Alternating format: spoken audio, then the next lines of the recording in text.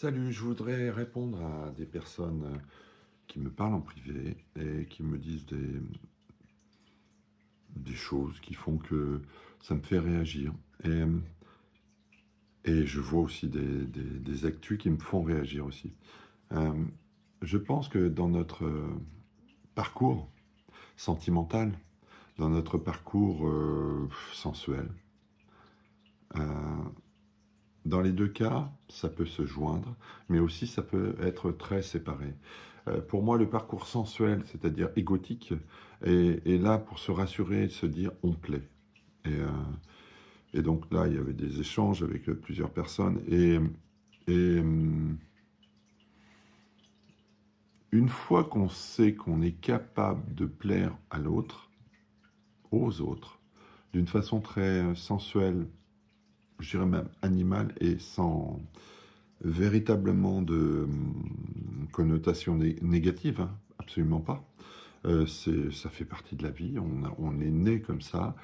J'ai toujours été très surpris de savoir que on portait sur nous une identité sensuelle, je préfère dire sensuelle, qui permet finalement d'être en contact plus facilement avec d'autres. C'est un truc qui m'épate. Il y en a même qui en font comme commerce, hein. Il y en a beaucoup qui en font commerce d'une manière ou d'une autre, soit tarifé, soit pour être bien marié.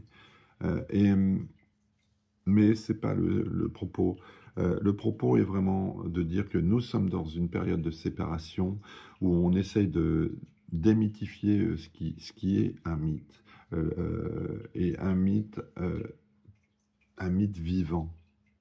Je reviens encore une fois sur l'amour parce que c'était le sujet. Euh, le- L'amour existe.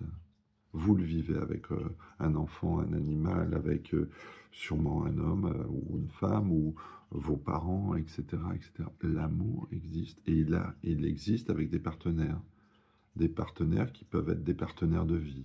Alors des fois, quand ça ne dure pas longtemps, c'est pas un partenaire de vie, c'est un partenaire d'un moment, mais qui nous permet d'évoluer. Et en général, on ne déteste pas après quelqu'un qu'on a aimé.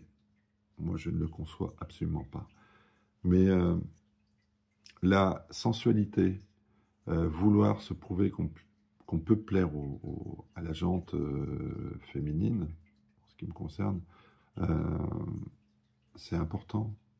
Et je ne jette pas la pierre à ceux qui ont besoin de cumuler les conquêtes pour se rassurer. Mais ce n'est pas une fin en soi, je dirais c'est la pitance des pauvres, dans le sens où euh, on se lasse vite de chaque vendredi soir, puis le samedi soir, d'arriver à séduire, parce que ce n'est qu'un paquet de popcorn ou de chips qu'on mange, parce qu'il n'y a pas une densité, une force, une énergie vraiment totalement profonde qui s'en dégage.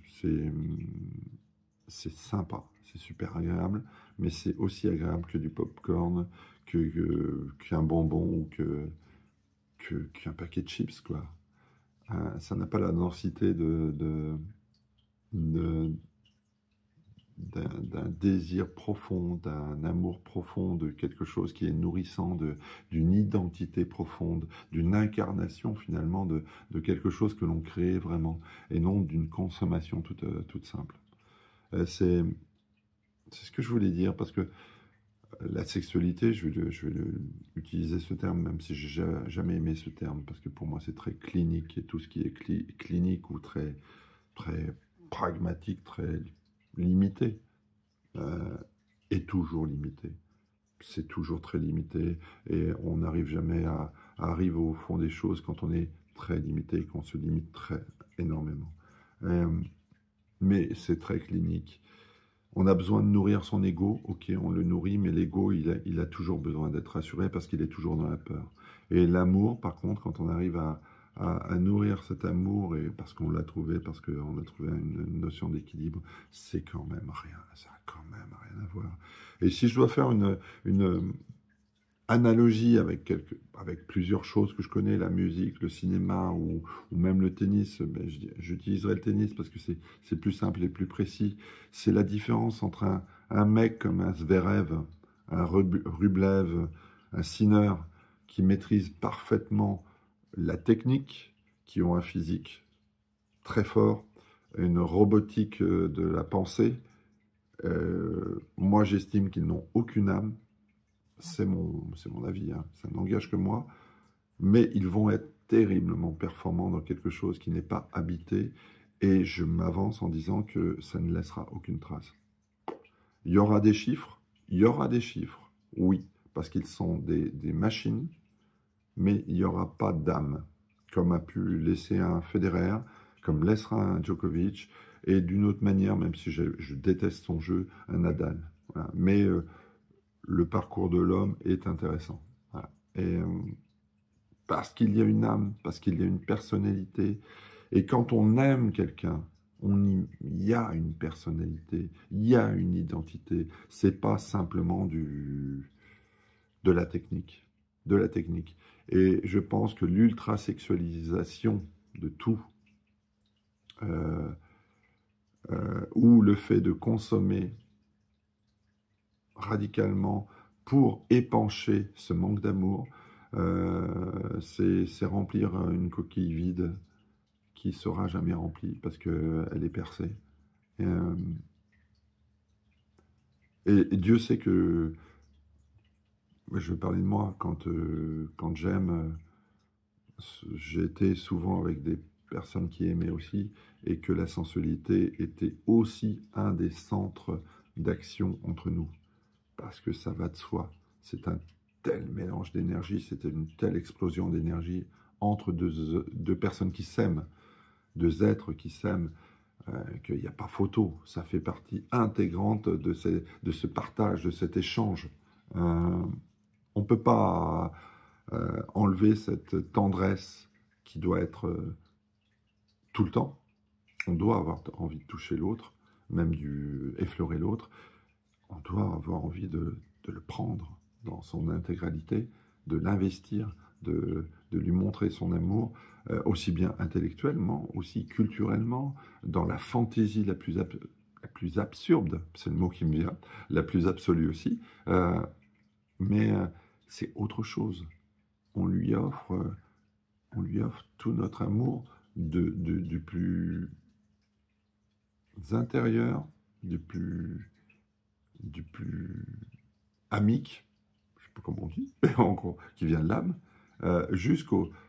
qui vient du cœur et qui vient du corps, parce qu'on est dans cette incarnation pour partager ce corps. Et on ne peut pas rester dans un consumérisme total de dire, finalement, j'ai peur de l'amour, donc je vais baiser. Et puis finalement, c'est un peu comme un hamburger. Au bout d'une heure, on ne sait même pas qu'on l'a fait. On a oublié. Alors que quand c'est quelque chose de vraiment consistant, un bon vin, une bonne bière, ou une bonne bouffe, ou un bel amour, c'est autre chose. Ou un beau jeu de tennis, ou quand on a fait une belle composition, ou un bel écrit, ou quoi que ce soit, ça n'a rien à voir. On s'est accompli, et on n'a pas juste consommé. Voilà, c'était ma réponse entre cette course sempiternelle à quelque chose de vide, des calories vides, comme on dirait des chips, même si j'aime les chips, je viens de m'en taper un paquet là, et le fait quand on a un plat consistant, et le plat consistant, c'est vraiment d'être dans quelque chose qui est nourrissant, pleinement nourrissant, et qui est vrai, qui est je te veux toi, tu me veux, je te veux. Et ça, c'est wow. Je te veux parce que toi, tu me veux parce que moi. Et ça, voilà, ça n'a rien à voir avec le fait, t'es la première qui est arrivée, ou t'es le premier pour les femmes. Je te prends parce que bon, ça nourrit mon ego. L'ego n'est que peur. L'ego n'est que peur. L'ego n'a besoin que de se rassurer, parce qu'il sera un éternel insatisfait. Voilà. Et vous avez tous, mes amis, de quoi vous rassurer, parce que vous vous êtes prouvé maintes et maintes fois que vous étiez de valeur. Et si vous avez été de valeur à un moment, vous êtes de valeur encore maintenant. Voilà. C'était vraiment pour moi la différence entre la sexualité, donc je le dis, qui pour moi peut rassurer un ego, c'est comme un hamburger, mais c'est juste pour rassurer un ego qui aura toujours peur, toujours peur. Et un amour, quand on est vraiment dans une intégralité, dans l'ensemble d'un film avec un scénario vraiment global, construit, totalement fini, un master complètement fini si on parle en termes de musique, un match totalement intégré, vécu de A à Z, comme un scénario aussi, c'est la même chose, et donc qui inclut de la sensualité, mais la plus torrible, la plus sauvage s'il le faut, mais aussi la plus tendre, la plus intégrale. C'est un abandon d'une personne dans une autre et vice-versa, ce qui fait que finalement les deux personnes sont complètement unies et indissociables.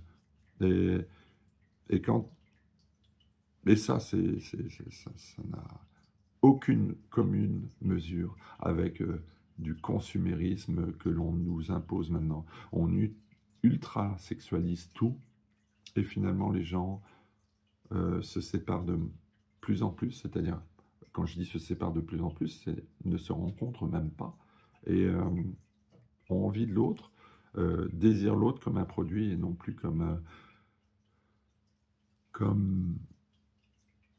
quelque chose de supérieur, qui nous permet à nous de nous rendre supérieurs. C'est tellement facile, finalement, quand on a un peu d'empathie, de bienveillance, de se dire où est le vrai discernement sur les vraies choses et ce qui est vraiment le plus important. Voilà. Allez, je vous dis à plus tard. À plusieurs. Alors là, franchement, c'est même pas appelé. Je me suis pas. Non. Bref, je préfère arrêter là. Je vous dis à plus tard. Amusez-vous bien parce que. Voilà. Bref. J'espère que vous m'aurez compris. Et je vous dis à plus tard. Amusez-vous bien. Mais surtout, donnez-vous la plus grande des valeurs dans la plus grande des humilités. Parce que c'est ça qui est le plus important. Allez, je vous dis à plusieurs. À plus tard, pas à plusieurs, merde. Alors à plusieurs en tant qu'amis, bon, après le reste, eh ben, on retombe dans l'ego, quoi. Bref, allez,